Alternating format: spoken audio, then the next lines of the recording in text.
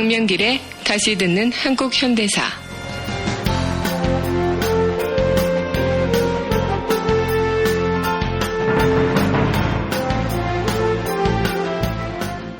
제19강 식민사관 해방되지 못한 역사.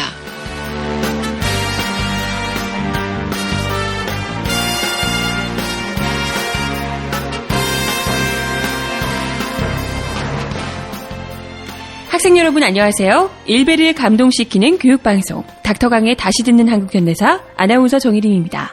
본 방송은 박세길의 다시 쓰는 한국현대사와 서울대학교 출판부의 한국사 특강 그리고 고등학교 한국사 교과서를 토대로 진행됩니다. 오늘도 닥터강 강명길 선생님 나오셨어요? 안녕하세요. 강명길입니다. 네, 안녕 못하신 것 같은데요.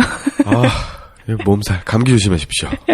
네, 참 감기가 심하게 걸리셔서 요즘 날씨가 많이 춥다가 또 약간 풀렸다가 반복하고 있어서요. 감기 걸리기 십상인 것 같아요. 그래서 더 죄송합니다. 왜 저는 그냥 따뜻한 집에 있는데 네네. 밖에서 싸우시는 분들은 그죠. 죄송합니다. 길에서 많이들 싸우고 계셔서요. 좋은 날이 오겠죠. 네.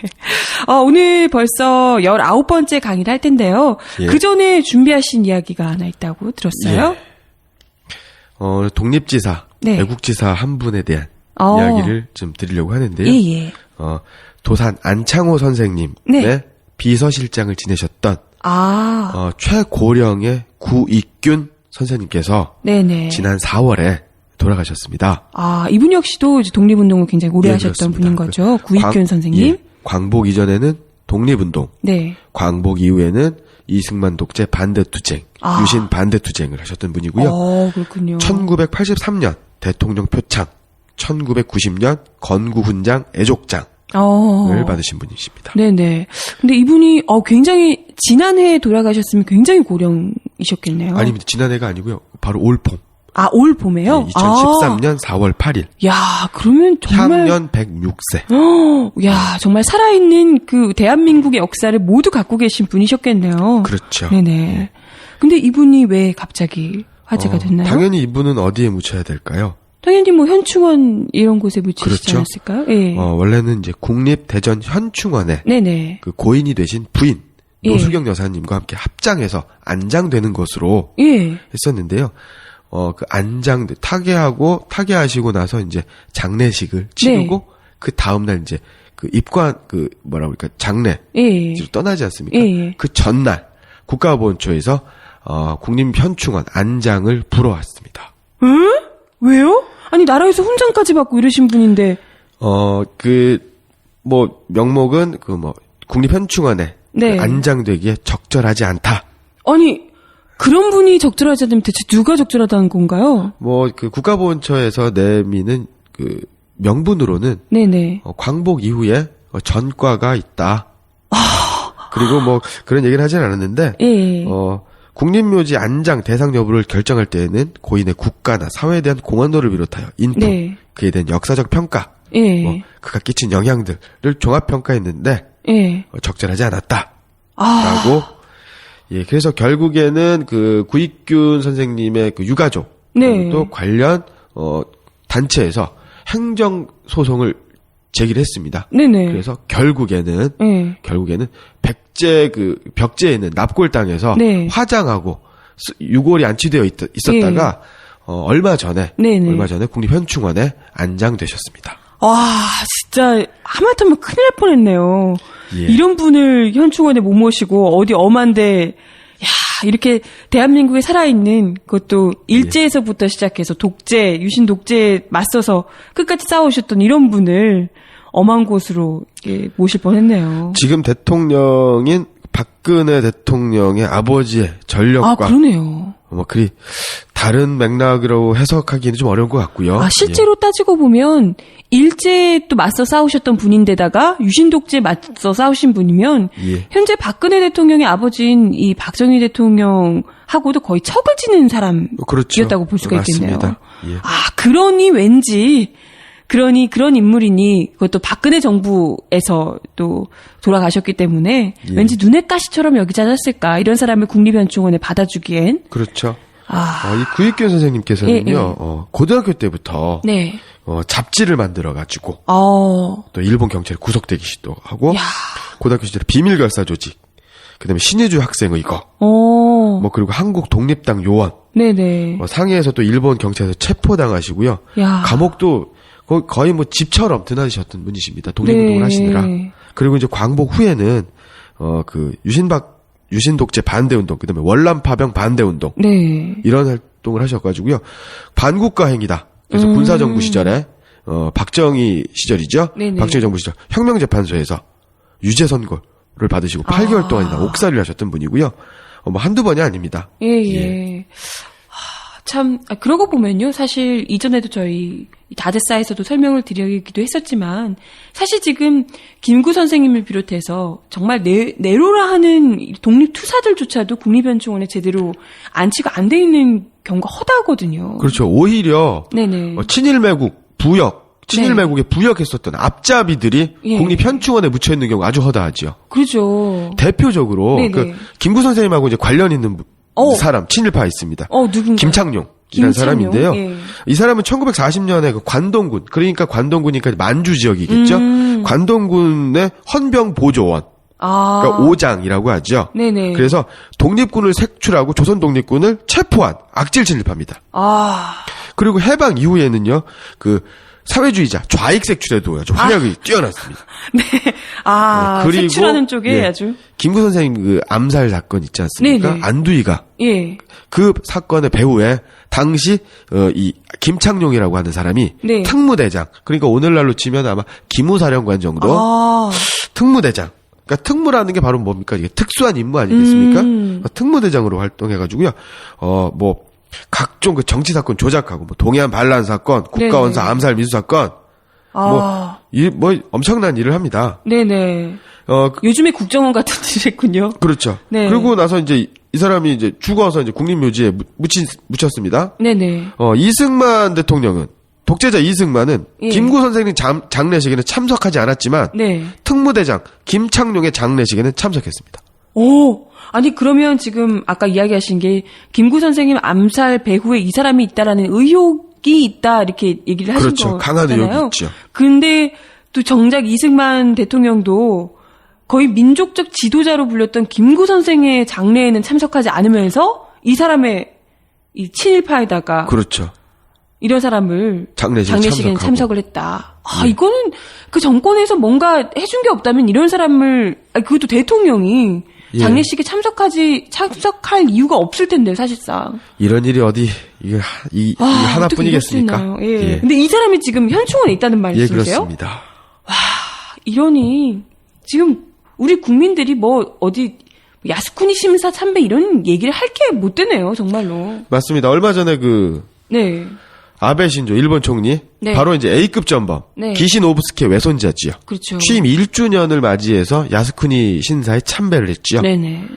아주 안타까운 일이 아닐 수가 없습니다. 그러면서 또 이 사람이 또 그런 말을 했어요. 이게 바로 그 한국, 중국의 그 지도자들에게 직접 설명할 기회가 있었으면 좋겠다. 이게 일본을 위해 귀중한 생명을 희생한 영령들에게 어떤 존경과 숭고한 뜻을 기리기 위해서 했다. 무슨 말도 안 되는 소리. 말이 안 되는 거죠. 이거를 무슨 대한민국하고 중국 정부에게 직접 설명할 기회가 있었으면 좋겠다. 이게 말이 되겠습니까? 설명은 그런 식으로 하네요. 더 안타까운 거는 뭐냐면 이 아까 지금 말씀드렸던 구익균 선생님께서 추도식 때 추도사에 이런 분이 김원웅 전 의원이 이런 말을 했습니다. 과거 국회의원 시절에 일본 정치인을 만나서 왜 전범이 묻혀있는 야스쿠니 신사를 참배하느냐라고 이제 항의를 하니까 일본 정치인이 그랬답니다. 당신들은 전범에 협력한 일제 부역자가 묻혀있는 국립묘지에 참배는 왜 하느냐? 라는 말을 했습니다. 우리가 무슨 할 말이 있겠습니까? 그러네요. 정말 너무 화가 나네요. 이게 너무 화가 나면서도 이게 정말 대한민국의 현실이라서 더 정말 속이 쓰리고 분노가 치밀어 오르는 것 같습니다. 근데 여전히 지금 현재 이제 몇 안 되는 독립운동이 그 운동가 분들을 지금 이제 거의 뭐 마지막이 아닐까 싶어요. 그렇죠. 이번에 예. 네, 구익규 선생님 이런 분들은 연세가 워낙 고령이시기 때문에 이런 분들이 돌아가셨는데도 당장 나라에서 이건 뭐 국가에서 해주지도 못할 망정. 그렇죠. 소송까지 갈 정도로. 안중근 의사나 네. 김구 선생님의 그 자녀분들도 네. 벌써 그 연세가 굉장히 꽤 드셨죠. 그죠. 참 나라를 위해 목숨도 그리고 본인의 인생 자체를 다 내걸었던 이런 독립지사들을 나라에서 버려두고 오히려 매국노 부역자들을 더 쳐주는 나라라면 이런 나라에 애국하고 싶은 마음이 생길 수가 있겠어요. 정말. 아닙니다. 그래도 애국은 해야 됩니다. 나쁜 놈들을 몰아내고 예. 제대로 애국하는 분들 그것이 애국이지요. 세워야죠. 네. 참 오늘 이야기 19번째 강의 역시도 예. 이런 이야기와 좀 일맥상통하는 이야기를 할 수 있게 되지 않을까 싶어요. 예. 19강 제목이요. 식민사관 해방되지 못한 역사 편입니다. 맞습니다. 네, 바로 이어서 함께 보도록 할게요. 지금 여러분께서는 강명길의 다시 듣는 한국 현대사를 듣고 계십니다. 형성평가 1번. 다음 중 도산 안창호 선생의 비서실장을 지내신 애국지사 고 구익균 선생께서 생전에 하신 일이 아닌 일을 고르시오. 1. 신의주 고등보통학교 시절 독립운동을 위한 비밀 결사 조직을 결성하였다. 2. 신의주 학생일거 주동 후 상해로 망명해 흥사단 청년 지도자로 활동하였다. 3. 해방 후에는 김구, 김규식 등과 한국독립촉성회를 결성하였다. 4. 박정희 군사독재 시절에는 대일 구룡외교 반대투쟁과 월남전 파병 반대투쟁을 하였다. 5. 사이버 사령부를 창설해 대통령 선거부정에 우수 댓글 작성자를 특진시켰다. 네, 그럼 본격적으로 이야기 한번 나눠보도록 할게요. 벌써 19번째 강의인데요. 식민사관, 일본 식민사관, 해방되지 못한 역사 편입니다. 식민사관 하면 우리 일제시대 만들어진? 그렇죠. 많이들 그렇게 알고 계시죠. 예. 네. 그러니까 뭐 보통 그 1910년 예. 그 한일 강제 병탄 이후에 네네. 일본의 그 통감부, 총독부에서 네. 조직적으로 조선사 편수회를 통해서 우리나라의 역사를 왜곡하는. 네. 그래서 한국 민족의 정체성 네. 발전하지 못한다. 그 다음에 식민지로 인해서 근대화가 이루어졌다. 그렇죠. 그 다음에 또 자율적으로 할 수 없는 타율성. 그래서 그러한 것들을 식민지 지배에 정당화되는 수단으로 뭐 1910년 전으로 그런 것들이 시작이 되었다라고 네네. 하는데요. 그렇진 않습니다. 많은 청취자들께서 그렇게 오해를 하시는데 아, 이런 그래요? 부분을 좀 바로잡을 필요가 있다라는 네네. 거죠. 그러면 사실상 이때 시기가 아니라 더 이전? 뭐 이렇게 그렇습니다. 만들어졌다는 걸까요? 예, 고대 한 7세기, 8세기 정도 되면 그 신라의 그 삼국 통일이라고 네. 하죠. 우리 역사 교과서에서. 네. 그러면서 발해와 신라로 네네. 그 남북국 시대로 이제 전개된 우리나라 역사의 네, 그렇죠. 시기가 있었습니다. 그때에 바로 이제 일본이 선진 문물을 받아들이기 위해서 견신라사, 견당사, 그래서 당나라를 견학하고 신라를 견학해서 선진 문물을 받아온다라고 네네. 했는데 이런 견신라사와 견당사를 폐지를 하게 됩니다. 그러면서 그 국수주의적인 학풍, 네. 학문의 분위기가 국가의 분위기가 좀 만들어지기 시작을 하게 됐죠. 일본 내에서 예. 그러다가 이것이 이제 에도 시대로 이제 들어가게 되면 네네. 에도 시대는 이제 바로 이제 막부 시대입니다. 그러니까 독국가와 이에야스라고 하는 예. 사람이 그 쇼군 장군이 천황을 대리하여 이제 정치를 하게 되는 거죠. 이때만 하더라도 이때부터 뭐 보통 천황은 그 이전부터도 마찬가지였지만 실권이 없는 어떤 상징적인 유명무실한 존재였어요. 네네. 그래서 천황을 보위해서 네. 내가 나라를 평안하게 한다라고 하는 존왕 양이의 기치로 그 장군이 통치를 하던 시절이었는데 실질적으로는 장군들이 힘이 다 있었다는 그렇죠. 거죠. 대표적인 사람이 그 토요토미 히데요시 같은 사람들이겠죠. 네네. 그때가 바로 이제 13, 14, 15세기 정도가 되는 그러니까 우리나라로 치면 고려 말에서 조선으로 넘어오는 시기가 네네. 되는데 이때 그 에도 시대에는 그 일본의 학자들이 조선의 성리학 그러니까 주자학에 대한 관심이 굉장히 많았어요. 아시다시피 조선의 성리학은 중국의 성리학과 굉장히 달라요. 그러니까 그 성리학, 주자학은 중국의 주희가 만들어낸 학문이지만 이것을 독자적으로 계승하고 발전시켰던 독자적인 성리학의 학풍이었기 때문에 그 일본에서도 굉장히 관심이 많았어요.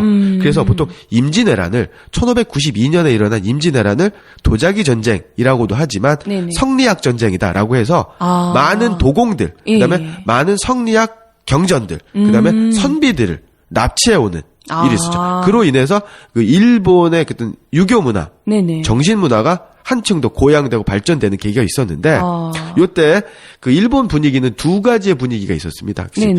조선의 성리학이 발전된 성리학이므로 우리가 많이 받아야 된다, 공부 많이 해야 된다라고 하는 한학자들, 유학자들이 되겠죠. 그 다음에 국학자들, 좀 이렇게 보수적이면서도 국가 민족 중심의 그러니까 국수주의, 국수적인 학풍이 생기기 시작했다는 그렇죠. 그쪽이군요.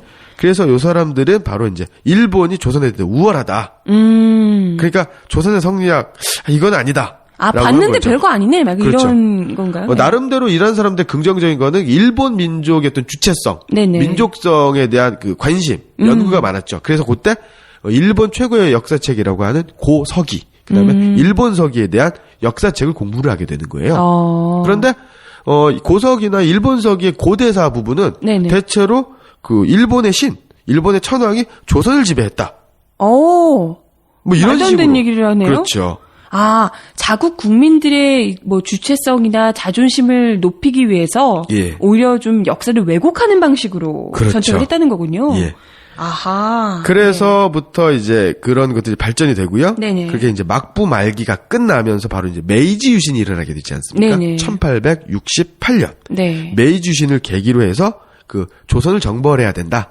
정한론의 근거가 되기도 하고. 그리고 메이지 시대 이후에는 바로 이제 일본의 한국 지배를 정당화하고 합리화하는 지배인이었던 뭐 일선 동조론, 내선 일체론과 같은 일선 동조론은 일본과 조선이 같은 조상이다. 그래서 그 일본의 신 아마테라스라고 하는 일본의 그 신이 있습니다. 그 다음에 그 일본의 건국신이었던 스사노라고 하는 신이 있는데 그 사람의 자손이 바로 단군이다. 이렇게 이야기하고 있습니다. 아니 근데 실질적으로는 뭐 조선시대 이전이요. 뭐 삼국시대에도 보면 백제나 뭐 가야나 뭐 이런 신라 이런 지방에서 특히 백제 같은 경우에는 굉장히 많이 이 문물을 가르쳐주고 그렇죠. 이렇게 했던 것으로 알고 있는데요. 맞습니다. 참 이렇게 대놓고 역사 왜곡을 하는데 그걸 또 일본에서는 좋다고 그걸 또 믿고 오히려 그걸 역이용해서 우리가 이렇게 해준 거니까 너네가 우리보다 더 하수다. 이런 식으로 이제 역사 왜곡을 하기 시작했다는 거죠. 실제로 일본 같은 경우에는요. 일본의 역사를 간략하게 얘기하면 그 수렵과 채집을 했었던 신석기 시대. 그러니까 이제 조몬 시대라고 합니다. 세계사 시간에 잠깐 배웠을 텐데. 그러고 나서 그 농경이 시작이 되는 게 바로 이제 야요이 시대. 즉 기원전 1세기 2세기, 그 BC 1, 2세기 정도가 됩니다. 그때가 바로 고구려 백제 신라가 건국되었던 시기입니다. 그러면 조선에 비해서 우리 한반도에 비해서 훨씬 더 뒤떨어져 있네요. 그렇죠. 실제로 요 얘기를 좀 하고 가야겠는데요. 실제로 일본은 최고의 그 역사 최고의 시점이 바로 이제 신석기 시대입니다. 가장 먼저 시작된 그렇죠. 게요. 그다음에 또 전 세계적으로는 구석기 시대 있지 않습니까? 무슨 뭐 그 아프리카 동부 고원 지방에서 뭐 오스트랄로피테쿠스가 200만 년 전 혹은 뭐 300만 년 전으로 이제 추정을 해는 고대 인류가 나타나게 되고 황하 문명, 요하 문명, 뭐 인더스 문명, 메소포타미아 문명, 이집트 문명이 발전이지 않습니까? 근데 그 문명들은 보통 이제 신석기 이후에 이제 발전이 되는 건데 우리나라에서 한반도에서는 이미 구석기 유적이 발견이 됩니다. 1935년에 일제 강점기죠. 동관진에서 그 흑요석 그러니까 백두산 주변에 그 화강 백두산 주변에 그 용암에 관련된 화산 폭발과 관련된 그 암석의 종류 흑요석이란 검은 돌이 있거든요. 유리질에 이러한 석기 그다음에 뭐 구석기 유물이 발굴이 됩니다. 그런데 조선총독부에서 일본은 신석기 유물인데 신석기가 최고 오래된 건데 조선에서 구석기 유물이 나오니까 되면 안 되지 않습니까? 그렇죠. 그래서 덮습니다. 다. 그러니까 조선이 일본보다 훨씬 더 이전부터 문명이 발달했다. 예. 옛날부터 우리가 이걸 이제 그 지배했던 나라가 아니라는 사실이 밝혀지게 되면 곤란하기 때문에 이걸 덮었다는 거죠. 그렇죠. 아니, 그러다, 뭐 예. 일본에서는 그런 게 안 나오나요? 안 나옵니다. 그런데 더군다나 이제 현대에 들어가지고 예, 이제 예. 1964년 네네. 그다음에 70년대 들어가면서 그 손보기 교수님이라는 분이 계시는데 공주 석장리에서 구석기 유적이 또 발견이 됩니다. 이게 한 군데가 아니라 예. 계속 나오는 거네요. 그다음에 또 연천 그 전곡리에서도 또 아슐리안형 토기. 또 아슐리안형 토기는 이거 지금 긴 얘기인데 아슐리안형 토기는 유럽의 발전된 구석기에서만 나오는 거예요. 근데 그러니까 아시아에는 없습니다. 그런데 한탄강 전곡의 연천 전곡리에서 그게 나온 거예요. 야. 후기 구석기 문화가. 우리 그런 나라예요. 예. 이러니까 네. 일본은 난리가 난 거죠. 야, 조선이 이런 게 나온다. 안 되는 거예요. 네네. 일본이 나와야 되는 거예요. 그죠. 그래서 일본이 엄청난 사건을 저지르게 됩니다. 뭔가요? 구석기 유물 조작 사건입니다. 와, 대단한데요? 예. 아니요, 근데 그게 조작이 돼요? 그게 어쨌건 전문가들이 보면 이게 가짜 유물인지 진짜 유물인지 알 텐데요? 그러니까 엄청난 조작인 거죠. 예. 어떻게 그런 일들이 발생하나요? 일본 구석기 유적 날조. 그래서 네. 그 신문에도 아직 떠들썩하게 났었는데요. 90년대예요? 예, 그렇습니다. 이게 언제냐면 1980년대부터 이제 거슬러 올라가요. 네네. 그 사건, 조작 사건의 당사자는 바로 후지무라 시니치라고 하는 사람인데요. 네네. 이 사람은 그 일본의 고고학자입니다. 네, 고고학자인데요. 이 사람이 발굴하는데 여기에 파봐라, 여기 파봐라 하면 어김없이 약속이나 한 듯이 구석기 유물이 나타납니다. 이야. 그래서 30만 년 전. 다음에 봤더니 40만 년 전. 그다음 봤더니 70만 년 전. 그래서 서기 전 70만 년 전에 구석기 유물이 일본에서도 발굴이 되었다. 라고 해서 일본의 고고학계가 발칵 뒤집혀지고 그것을 통해서 일본의 고고학의 역사, 일본사가 완전히 그 재편되는 엄청난 네네. 일이 벌어집니다. 일본의 그 역사 왜곡에도 한껏 힘이 실렸겠네요. 예. 그런데 그 마이니치 신문사의 한 기자가 네. 너무 의심스러운 거죠. 어떻게 저 사람은 발굴하는 데마다 그런 유물이 나타나느냐. 아니, 실제로는 이거 하나 발굴하는 게 굉장히 어렵지 않나요? 그렇죠. 좀 계속 땅을 파고 다녀도 한 번 할까 말까 할 텐데. 예. 그죠. 의심스러울 만하죠. 예, 그렇습니다. 그래서 2000년 10월에 아까 말씀드렸던 후지무라 시니치 이 사람이 70만 년 전과 60만 년 전의 석기 31점을 발견했다고 발표를 합니다. 그런데 그때 바로 그 마이니치 신문사의 기자가 네. 몰래카메라를 설치합니다. 그래서 후지무라 시니치 이 사람이 아주 어이가 없는데 자기가 만든 구석기 유물을 땅에다 묻습니다. 자기가 만든 걸요? 예. 그리고 그 다음날 팝니다. 이게 언론 보도를 통해서 드러나게 되는 거죠. 야, 그 정말 조잡한 왜곡이네요. 예. 와, 참. 그렇게 되면 이제 아예 일본의 구석기 시대 유물들은 다 가짜로 발견이 그렇죠. 되는 거네요. 들통이 나는 거네요. 그렇죠. 그래서 세계 고고학계에서, 세계 역사학계에서는 일본의 고고학 그 발표 논문과 이론은 거의 믿지 않습니다, 이제. 이게 참 그 거짓말이 가져온 엄청난 파장이네요. 그런데 우리가 잘 알아야 되는 건 그 한 사람이 예. 그렇게 유적을 네네. 유물을 조작을 했다라고 하면 방사성 동위원소 네네. 직접 C14이라고 하는데 그 탄소의 반감기를 이용해서 그 연대를 추정하는 방법이 있습니다. 그리고 여러 가지 과학적 기법들이 있어요. 그죠. 이런 것들을 하게 되면 금방 드러나거든요. 예. 그런데 일본의 그 보수 우파 학계가 그것을 감싸고 넘어간 거죠. 그러니까 뻔히 이렇게 하면 후지무라 시니치의 혼자의 이것은 그 범죄 행위다라고 보기보다는 일본의 그 보수화된 학계의 어떤 그 공범이다. 네. 이렇게 보는 게 역사를 새로 만들기 위해서 이 고고학자와 짜고 예. 새로운 이 구석기 시대부터 시작된 역사인 것처럼 만들기 위한 일종의 정치권과 결탁된 작업이었다, 왜곡이었다 이렇게 볼 수 있다는 거군요. 그렇죠. 알면서도 의심하면서도 눈 감고. 그러게요. 한 60, 70년대도 아니고 지금 2000년대 이럴 때면 고고학이 상당히 지금 이미 발전을 한 상황이기 때문에 그렇죠. 조금만 보면 이게 그때 당시 건지 아니면 이게 만들어진 건지 충분히 드러날 텐데요. 예. 네, 충격적입니다. 근데 어찌됐건 일단은 우리나라는 구석기 시대부터 유물들이 그렇습니다. 상당히 많이, 그것도 발전돼 있는 유물들이 발견이 됐다는 거고요. 일본은 그보다 한참 이후인 신석기 시대부터 그렇죠. 있다는 거죠. 예, 네, 시작이 그렇습니다. 됐다는 거죠. 그래서 아까 네네. 그 변홍사가 시작됐었던 야요이 시대에 네네. 일본의 인구가 급격하게 증가를 하게 됩니다. 그러니까 기원전 1세기부터 2, 3세기 정도에. 네네네. 그때가 바로 한반도 남부에 네. 그러니까 백제계, 신라계, 가야계 네. 원주민들이 일본으로 건너오게 되죠. 이것을 이제 도레인, 네네. 바다를 건너서 온 사람들. 그래서 도레인의 선진 문명들이 발전을 하게 되는 거죠. 그래서 뭐 그런 얘기가 있지 않습니까? 일본 천왕의 일왕의 조상은 백제계다. 네, 그런 얘기가 근데 있죠. 증명은 안 되는 거죠. 네네. 그 이유는 대단히 간단합니다. 뭐냐면 우리나라의 그 백제 고분이라든가 신라 고분이라든가 여러 고분들은요 네. 왕조가 멸망한 상태입니다. 그쵸. 그러니까 역사 자료로서 발굴이 연구가 가능한 거죠. 그죠. 그런데 일본의 천황은 그때부터 지금까지 쭉 계보가 이루어지지 않습니까? 예. 그러니까 그 일본 천황들의 무덤은 결국엔 현재 존재하는 일왕의 조상들, 할아버지들이에요.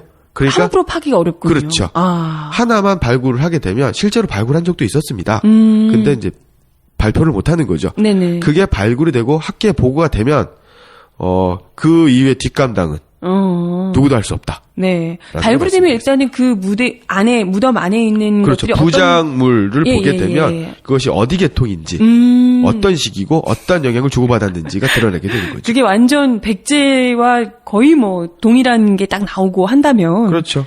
이제 빼도 박도 못하게 되는 거고요. 예, 그렇습니다. 예. 근데 이러한 조작된 역사 의식을 자국 국민들부터 시작해서 자국 국민들이 우리가 한국 조선보다 훨씬 더 뛰어나다. 이걸 이제 보여주기 위해서 스스로 다듬는 데부터 시작해서 이게 점점점 번져서 우리 이제 대한민국을 통치하는데, 조선을 통치하는데까지 넘어오게 됐고요. 맞습니다.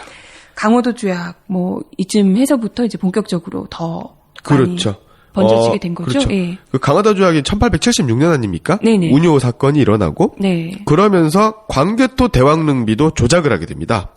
조작 전문가들이네요. 예. 그 다음에 아까도 유물 조작한 게 바로 이제 한사군이 그 평안도에 그 대동강 유역에 있었다. 네. 그래서 그게 바로 이제 그 중국 한나라 시대에 고조선을 멸망하고 네. 한반도 북부를 한강 이북을 식민지 지배했었던 한사군이 설치됐었던 지역이다. 그래서 거기에는 유물이 바로 한나라 유물이다라고 이제 그 유물을 왜곡하고 조작하고 날조하게 되죠. 그러니까 고조선의 유물을 한나라의 유물이다라고 하는 건가요? 그게쯤 아니고요. 예. 이게 언제냐면은 바로 이제 기원전 1세기 네. 정도가 됩니다. 네네.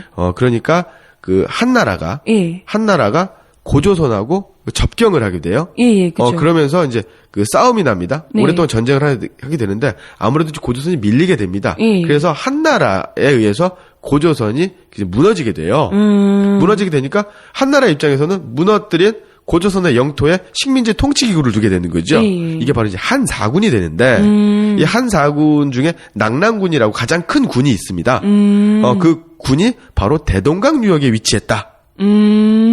라고 되는 거죠. 네네. 그런데 그 대동강 유역에 나오는 유물들이 낙랑군 유물이므로 한강 이북, 즉 한반도 북부, 대동강 중심부는 바로 중국이 지배를 했고, 요게 이제 한사군 한반도론이고요. 네네. 또 한 가지는 바로 뭐냐면 임나 일본 부설이라고 해서 우리 청취자분들 많이 들어보셨을 텐데 한반도 남부 가야를 중심으로 한 낙동강 유역에 임나가 바로 이제 가야 지역을 의미하는데요. 일본, 네. 부는 이제 관청이죠. 그래서 한반도 남부를 통치하기 위한 식민 통치 기구로서 임나 일본부를 두어서 한강 이남, 한반도 남부는 일본이 고대에 조선을 식민 지배했다. 이게 바로 그러니까 한반도 북부는 중국이, 네네. 한반도 남부는 일본이 통치를 지배했기 때문에 조선 민족이라고 하는 것들은 네네. 스스로 발전할 의지와 발전할 그 능력이 없다. 그래서 정체되어 있다. 아예 그냥 태생부터가 얘네들은 그냥 그렇죠. 지배를 받아야 되는 민족이다. 이런 그렇습니다. 주장이군요. 그리고 외세가 식민 지배를 해도 거기에 저항할 의지가 없는 사람이다. 왜냐? 일본과 중국의 선진 문물을 받아들여야 발전하는 종족이기 때문에 식민 통치를 거부할 의지가 없는 것이다. 네. 그러므로 조선 민족에게 식민 통치는 신이 내린 축복이다. 아이고. 이게 바로 예. 이제 식민지 통치의 이제 근본 이론인데요. 예. 이게 바로 낭랑 일본 부설. 네. 그다음에 또 한사군이 한반도에 위치했다라는 것이 다 거짓이고 왜곡되고 날조된 겁니다. 아, 그래요? 예. 2번. 일본군 참모본부는 1880년 비밀리에 일본군 중위 사코우를 중국에 파견해 지역 및 자료 조사를 시켰다. 일본 간첩 사코우는 1883년 중국 길림성 지반현 일대에서 이것의 탁본 133매를 확보해 참모 본부에 제출하고 이 비문을 육군교관 육고이를 비롯한 몇 명의 학자에게 비밀리에 해독 작업을 시켰으며 그 내용을 왜곡 조작해 고대 일본이 한반도의 남부를 지배하였다는 소위 임나 일본 부서를 주장하였다. 이것은 무엇인가? 1. 북관 대첩비 2.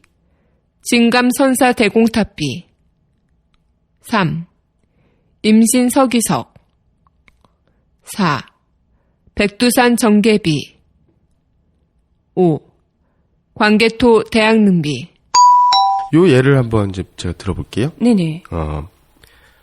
지금 이태원에 가면은 그 서양인들이 많이 살지 않습니까? 네네. 한 100년, 200년이 지났습니다. 거기에 이제 유적 발굴 조사를 하게 됩니다. 예. 그랬더니 서양인들의 유물이 좀 발굴이 되는 거예요. 그 사람들이 쓰던 뭐 그릇이라든가 예. 뭐 톡이라든가 뭐 여러 가지 예. 밥 숟가락, 네네네. 컴퓨터 이런 게 그러면 맥도날드 간판이 발굴이 됐어요. 200년 있다가 사람들이 봅니다. 네. 한반도의 이태원 지역은 과거에 미국의 식민지였다. 맥도날드는 바로 미국의 상품이므로 네네. 미국 식민지였다. 이게 맞습니까? 아, 그럼 아니죠. 아니죠. 예, 예. 역사적 고고학적 유물, 네. 그다음 또 역사적인 사료, 네. 그다음에 그 정황상의 어떤 증거들을 네네. 종합을 해서 검토를 해야 되는 거죠. 예, 그죠. 이것이 바로 이제 한사군이 한반도에 있었다라는 것을 이제 주장하는 이유가 되는데, 네네. 한사군이라고 하는 건 아까도 말씀드렸지만, 예, 한나라하고 고조선이 그 경쟁 관계에 있었습니다. 네네. 경쟁 관계에 있었는데, 결국에는 한나라가 고조선과의 전쟁에서 승리를 하게 되지요. 예. 그래서 고조선이 멸망을 하게 되는 계기가 되는데, 네네. 그때 고조선 지역에 한나라의 군현이 설치가 됩니다. 4개의 군현이 설치가 되는데, 네네. 이것이 바로 어디에 있었느냐? 그러면 그 고조선이 멸망한 위치에 있었으므로 네. 고조선의 위치가 한사군의 위치와 대응이 되게 되는 거죠. 그렇게 되는 예, 거죠. 예. 예, 그것을 조작을 해서 대동강 유역이었다. 라고 얘기를 하는 겁니다. 우리가 알고 있듯이 평양, 그 북한학계의 발표와 보고에 의하면 평양 유역에서, 평양 인근에서 단군릉이 발굴되었다. 그래서 네네. 단군릉이 만들어져 있습니다. 예, 그렇게 되어 있는데 그것은 고조선의 영역이 이제 이동을 하게 되는 거죠. 계속 한나라에 밀리면서. 그런데 이 대단히 중요한 건 뭐냐면 고조선은요, 요하라든가, 네. 그 요동 지방에 있었습니다. 만주 북부에. 네네. 발해만 주변에 있었습니다. 그것을 증명하는 증거가 지금 중국에서 1980년대부터 요한 문명, 즉, 홍산 문명이라는 게 있는데요. 기원전 3,500년 전에서 4,000년까지. 네. 앞당겨진 시기에 고대 국가에 버금가는 문명이 있었다. 근데 거기에 발굴되는 게 중국 황하 문명이라든가 중국 남부의 장강 문명에서 발굴되는 문화 양상과는 상당히 다른 오히려 고조선 네네. 그다음에 또 한반도 북방에 있는 우리 민족의 유적 유물과 대단히 흡사하다. 거기에는 곰 토템이 발굴이 되어 있고 네네. 그다음에 또 그 옥으로 만든 왜 그 금관총이라는 게 보면 옥으로 만든 그 귀걸이 같은 게 있지 않습니까? 예, 구분옥, 그걸 네. 고곡이라고 하는데 그런 옥으로 만든 그릇과 옥으로 만든 그 유물들이 대량 출토가 됩니다. 네네. 그렇기 때문에 그 홍산 문명, 즉 요하 문명이 고조선의 강역과 일정한 관계가 있다. 네. 라는 거고요. 또 한 가지는 뭐냐면 이 명도전이라는 게 있는데 네. 명도전이 출토된 지역, 원래 명도전은 연나라의 화폐다.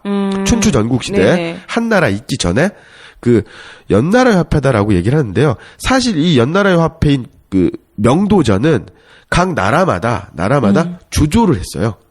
근데 요즘으로 치는 그 위조 지폐를 만드는 수준의 그 위조 화폐를 만드는 건 아니고요.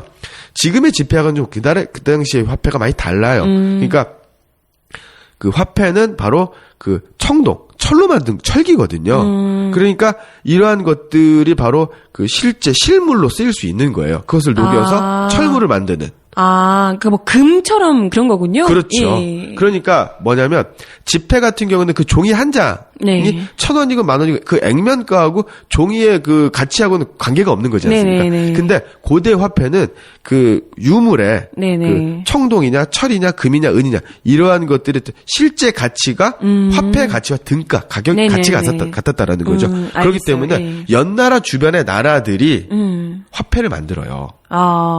뭐 그래봤자 뭐 어차피 그 가격 그 자체니까요. 예. 그렇죠.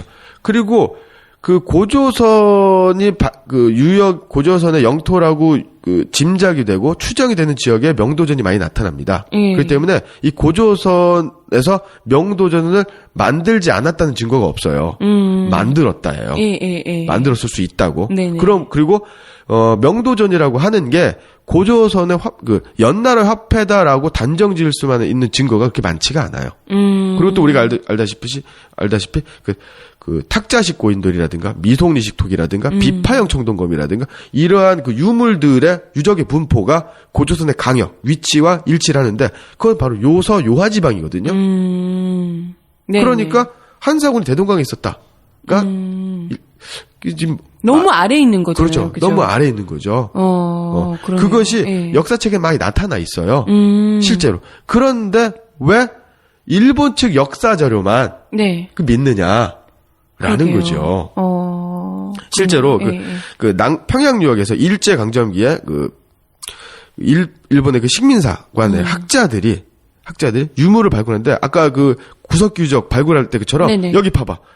그러면 유적이 막 나타납니다. 그것도 또 조작이었군요. 예. 수법이 다 똑같아요.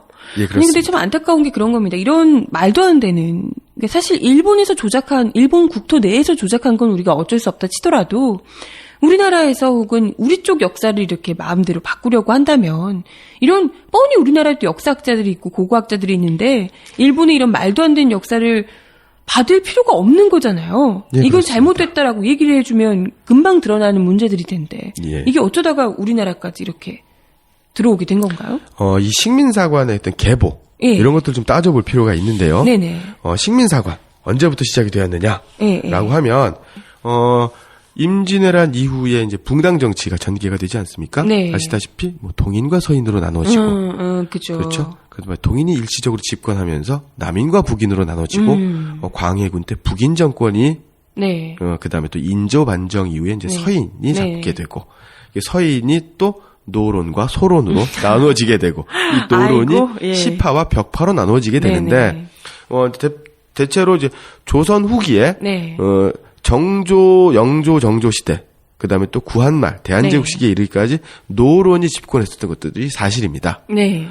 사실은 어찌 보면 한국이 우리나라가 일본에 병탄된 것은 그 노론 지배층의 무능함도 일조하지 않았느냐라고 보게 되는 거고요. 이 노론 같은 경우에는 그 친명배금, 사대주의에 조금 뭐라 그럴까 찌들어 있는 상태였었죠.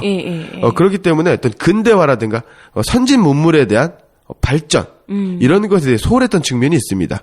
자신들의 어떤 기득권을 지키기 위해 노력했었던 측면이 있었고요. 그러다 보니까 강화도 조약 전후로 해서 그 산업화 근대화의 물결에 빠르게 접근하지 못했습니다. 그래서 그 민족 자본과 민족 상공업이 발전하지 못한데도 이 사람들의 책임이 하기 좀 어렵고요.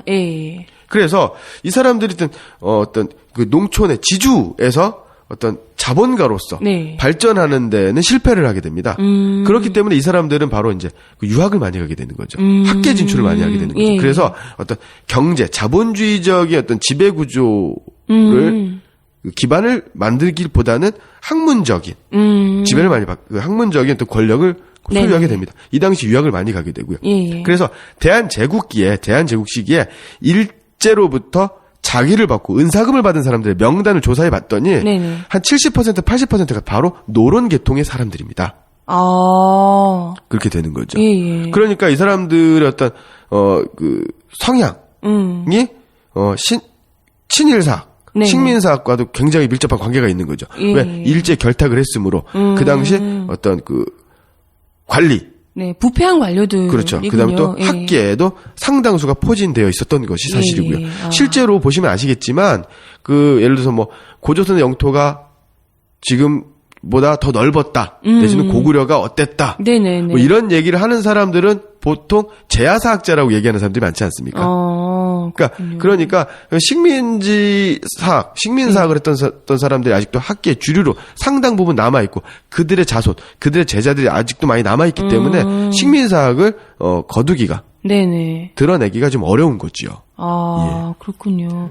그래도 그나마 조금 이제 뭐 민주정부를 지나고 하면서 역사를 바로 알기 위한 운동들이 우리 친일명사전 뭐 이런 것들도 발간이 되고요. 굉장히 노력을 많이 하고 계신 걸로 알고 있는데. 예, 그렇습니다. 예, 그나마 그래도 이런 상황에서도 불구하고 교학사 교과서만큼은 절대 안 된다라고 하면서 대다수의 역사학자들이 국내에서 그렇죠. 지금 예, 하고 맞습니다. 있는 거잖아요. 예.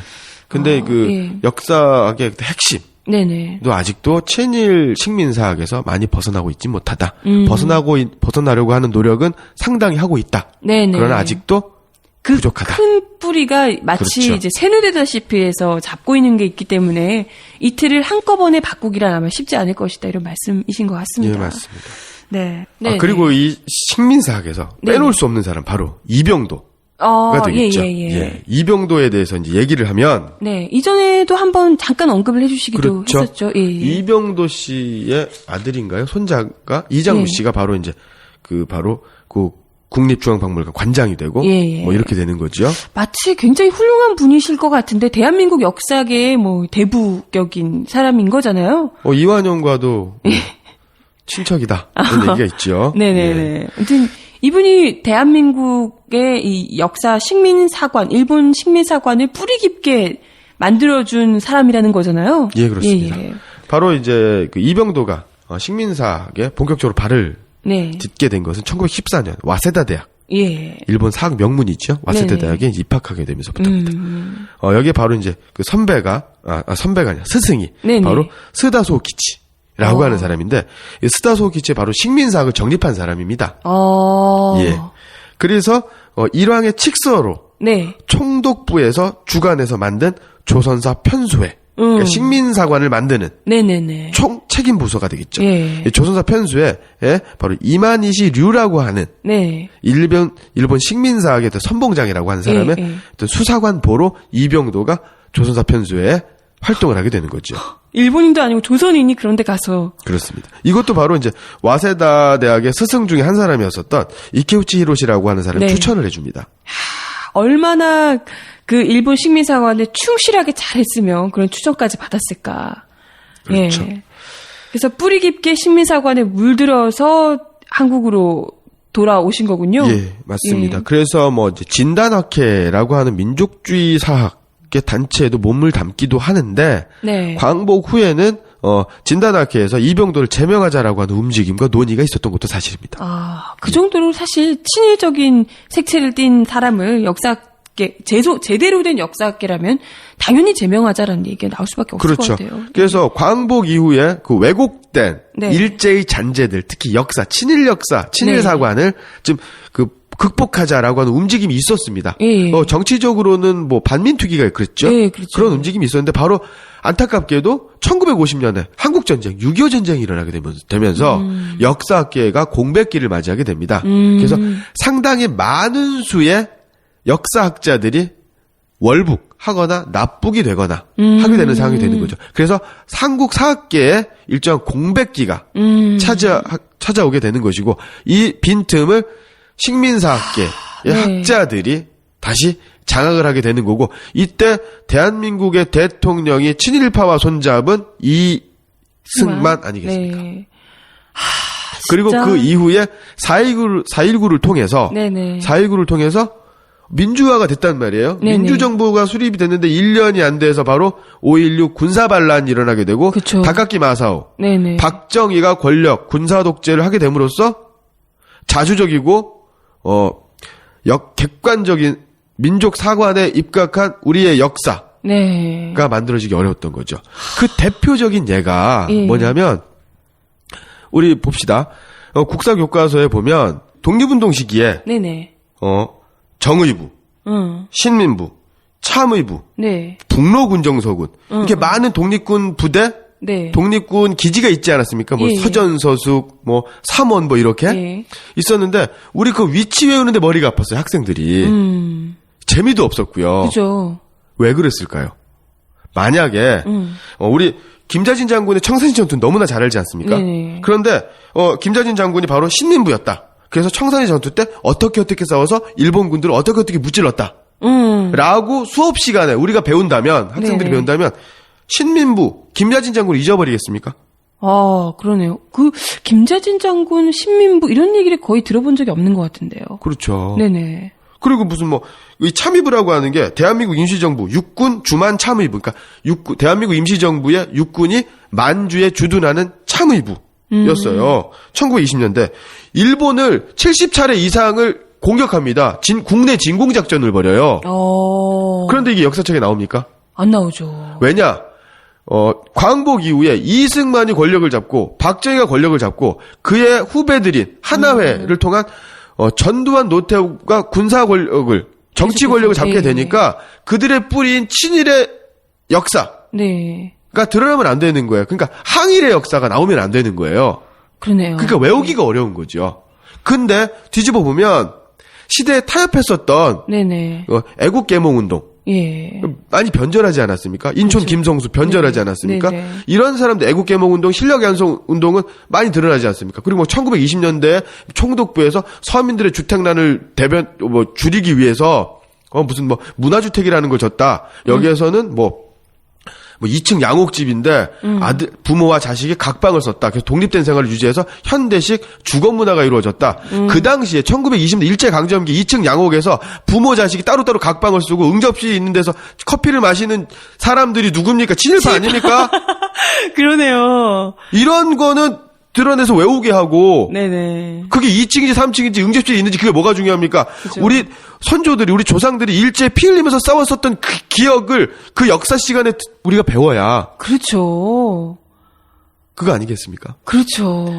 정말 제대로 가르쳐줘야 될 건 가르쳐주지 않고 엉뚱한 친일의 역사만을 가르쳐주고 있는 이 대한민국의 역사, 정말 아직도 대한민국이 해방되지 못한 역사가 아닌가 생각이 드네요. 제가 아직도 기억하는 게 네. 우리나라 근대 소설의 효시, 네.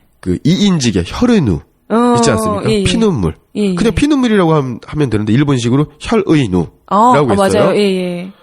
야, 이 사람은 근대 소설을 개척한 선각자인 것처럼 네네. 이인직이 누군지 아십니까? 누군가요? 이완용의 비서입니다.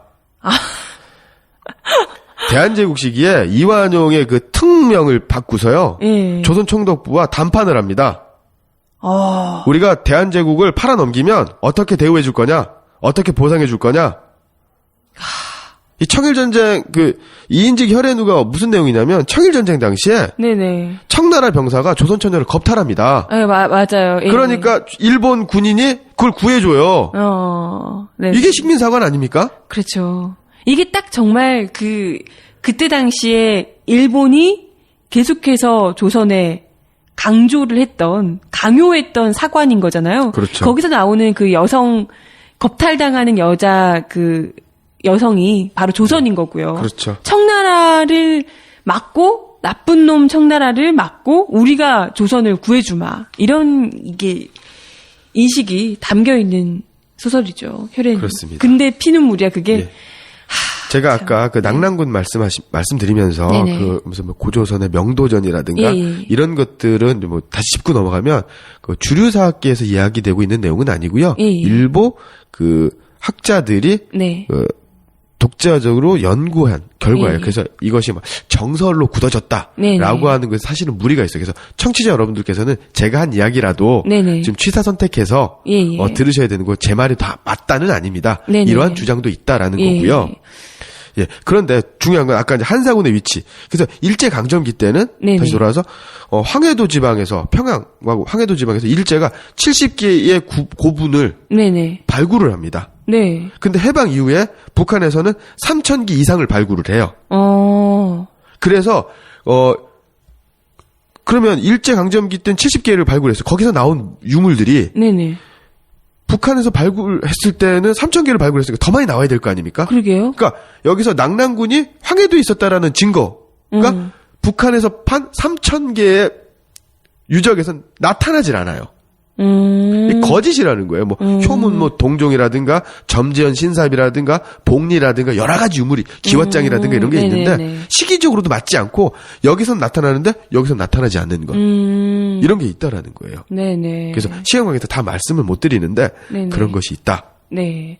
거의 뭐 일본에서 팠던 그 고고학 이런 자료들은 유물들은 예. 거의 다 뭐 조작됐다 이렇게 볼 수가 있을 것 같네요. 본인이 그리고 시민 사관으로 만든 또 한 가지 말씀드리면 일제 강점기 때 우리나라 민족사를 이끄셨던 네. 신채호 선생님이라든가 네. 박은식 선생님이라든가 그다음 또 이시영 선생님이라고 하는 분들의 연구 결과라든가 이분들의 책들이 우리나라 역사책에 반영이 됩니까 지금? 안 되고 있죠. 안 되죠. 그냥 네. 박은식이 독립운동 지열사를 썼다.